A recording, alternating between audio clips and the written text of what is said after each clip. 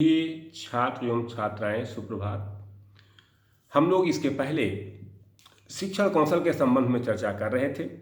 शिक्षण कौशल क्या है, शिक्षण कौशल की आवश्यकता क्या है, एक अध्यापक को शिक्षण कौशल की जानकारी क्यों होनी चाहिए, एक अध्यापक को अपने अध्यापन को कुशल बनाने के लिए, प्रभावी बनाने के लिए शिक्षण कौशल का प्रयोग कैसे करना चाहिए, इन बिंदुओं पर हम लोग चर्चा कर चुके हैं। शिक्षण कौशल कितने प्रकार के होते हैं इस पर भी चर्चा किए हैं, जिनमें से उद्देश्य लेखन कौशल, यानी जिन उद्देश्यों को लेकर आप कक्षा में जाते हैं, प्रस्तावना कौशल, कैसे पाठ की प्रस्तावना करते हैं, या जो है प्रश्न कौशल, प्रश्न कितने प्रकार के होते हैं, प्रश्नों को कैसे पूछा जाता है, और जो है व्याख्या कौशल, इन सभी पर हम चर्चा कर चुके हैं। आज का जो हमारा टॉपिक है वो है पुनर्बलन कौशल, रीइंफोर्समेंट स्किल, टीचिंग स्किल।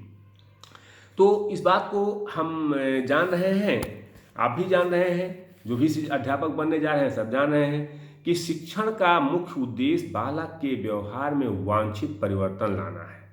व्यवहार में वांछित परिवर्तन लाने हेतु, शिक्षण कार्य में निरंतर परिवर्तन लाने हेतु पुनर्बलन नितांत आवश्यक माना जाता है। छात्र जो कुछ भी सीखता है उसके सीखने में पुनर्बलन का महत्वपूर्ण स्थान होता है। अपने व्यवहार के लिए छात्र निरंतर दूसरे की संस्तुति चाहता है, प्रतुष्टि चाहता है। कोई उत्तर देने पर छात्र ये जानना चाहता है कि उसका उत्तर सही है अथवा गलत है। सही उत्तर पाने पर अध्यापक भी प्रसन्न होता है। अध्यापक स्वयं प्रसन्न होने के साथ साथ छात्रों को भी अगर प्रसन्न करे, छात्रों को भी प्रसन्न करने का अवसर, प्रसन्न होने का अवसर दे तो और अच्छा होता है। इससे छात्र भविष्य में और अच्छा काम कर सकते हैं। अतः छात्र द्वारा प्रतिक्रिया होने पर शिक्षक अपने जिन व्यवहारों से छात्र की क्रिया की स्वीकृति को संस्तुति देता है, संस्तुति करता है, उसे ही पुनर्बलन कहते हैं। क्योंकि कक्षा शिक्षण द्विध्रुवीय प्रक्रिया है, इसके दो ध्रुव होते हैं, दोनों ध्रुव सक्रिय होते हैं। एक ध्रुव पे अध्यापक और दूसरा ध्रुव पे छात्र, और दोनों का सक्रिय होना आवश्यक है। शिक्षण दोनों आधार स्तंभ शिक्षण के हैं। अगर इसमें एक भी निष्क्रिय है, अगर अध्यापक निष्क्रिय है तो कक्षा शिक्षण सही नहीं होगा, अगर छात्र निष्क्रिय है तो कक्षा शिक्षण सही नहीं होगा। दोनों का सक्रिय होना आवश्यक माना जाता है और दोनों की सक्रिय भागीदारी होनी चाहिए, तभी कक्षा शिक्षण सुचारू रूप से हो सकता है, प्रभावी ढंग से हो सकता है। तो शिक्षण में शिक्षक तथा शिक्षार्थी दोनों ही सक्रिय रहते हैं, ये बात स्वतः स्पष्ट है। अब शिक्षक का सदैव यही प्रयत्न रहता है कि कक्षा में अधिक से अधिक छात्र रुचि लें, अधिक से अधिक छात्र सक्रिय रहें और सभी छात्रों के स्तर के अनुकूल विषय वस्तु को लाकर शिक्षण किया जाए। हालांकि विवेकानंद ने भी यही कहा है कि सही माने में शिक्षक वो है जो छात्रों के स्तर पर आकर शिक्षण कार्य करे। तो इस संपूर्ण प्रक्रिया में पुनर्बलन अहम भूमिका निभाता है, महत्वपूर्ण भूमिका निभाता है।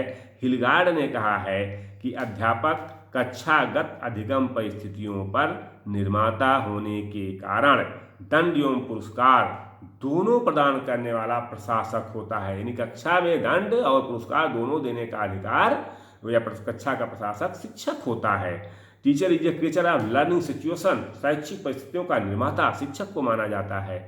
वह इन्हें इस रूप में प्रयोग करता है कि इससे अधिगम अधिक प्रभावशाली हो। यानी कक्षा शिक्षण में शिक्षण अधिगम को अधिक प्रभावशाली बनाने के लिए अध्यापक द्वारा कक्षा में किए गए व्यवहार को जो छात्रों के साथ क्रिया प्रतिक्रियाएँ करता है वो पुनर्बलन के रूप में करता है। वो चाहे धनात्मक हो चाहे ऋणात्मक, अभी पुनर्बलन के प्रकार में हम लोग चर्चा करेंगे।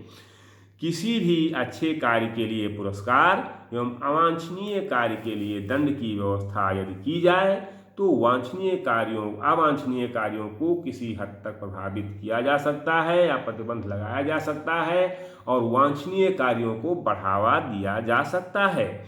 उसी प्रकार यदि बालक की अनुक्रिया के अनुरूप पुरस्कार एवं दंड अर्थात पुष्टि की व्यवस्था की जाए तो छात्रों की अधिगम प्रक्रिया अथवा अधिगम क्षमता में वृद्धि की जा सकती है। अर्थात वांछित क्रिया हेतु छात्रों को पुनर्बलन की व्यवस्था की जाए। थॉर्नडाइक और स्किनर या हल ये सभी लोग पुनर्बलन को स्वीकार करते हैं और ये मानना है इन लोगों का कि पुनर्बलन एक आवश्यक तत्व होता है। पुनर्बलन के द्वारा अधिगम प्रक्रिया को प्रभावी बनाया जा सकता है। B.F. स्किनर ने तो यहाँ तक कहा है कि पुनर्बलन व्यवहार में परिवर्तन लाने का एक अच्छा साधन है।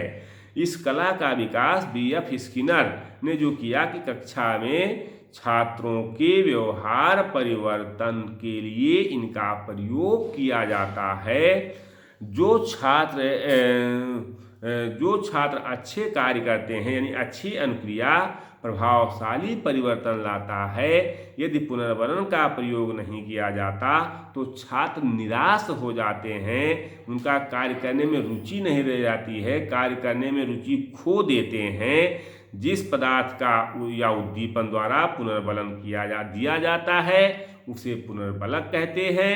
पुनर्बलक की उपस्थिति में अनुक्रिया होने की संभावना बढ़ जाती है। तो इस तरह से अगर ये हम कहें कि पुनर्बलन वह उद्दीपक घटना है जो यदि अनुक्रिया के साथ उचित सामयिक संबंध रखते हुए घटित होती है तो उससे अनुक्रिया बल में वृद्धि होती है, अथवा वह उद्दीपक अनुक्रिया संबंध को और अधिक दृढ़ता प्रदान करती है, दृढ़ रखती है। तो डॉक्टर संतोष मित्तल ये कहते हैं कि पुनर्बलन शिक्षक का व्यवहार जिसमें छात्रों को पाठ्य के विकास में भाग लेने हेतु, प्रश्नों के सही उत्तर देने हेतु तथा सही विचार व्यक्त करने हेतु प्रोत्साहन प्राप्त में उसे पुनर्बलन दिया जाता है। प्रोत्साहन के रूप में या प्रोत्साहन प्राप्त करने हेतु उसे जो पुनर्बलन देते हैं। स्किनर फिर कहते हैं कि पुनर्बलन किसी प्रक्रिया के पश्चात घटने वाली ऐसी घटना है जो उस क्रिया को पुष्ट करती है, अर्थात भविष्य में उस क्रिया के पुनर्बलन हेतु वह प्रक्रिया है जिसमें व्यक्ति में उत्पन्न चालक की संतुष्टि होती है।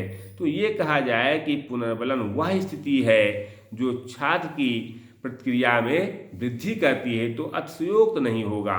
हम अगले क्लास में चर्चा करेंगे कि चूंकि मानव स्वभाव है, ये मानव स्वभाव है कि उसके कार्यों की प्रशंसा है, मानव चाहता है कि उसके कार्यों की प्रशंसा की जाए, उसके कार्यों की सराहना की जाए, उसके कार्यों का जो है समाज के द्वारा स्वीकृति हो। ऐसे छात्र भी चाहता है कि उसके द्वारा किए गए कार्यों का कक्षा के विद्यार्थियों द्वारा संस्तुति हो, कक्षा के विद्यार्थी उसे सराहें और उसको लाइक करें और अध्यापक भी उसको संस्तुति प्रदान करें। तो इससे उसकी सामाजिक प्रतिष्ठा बढ़ती है।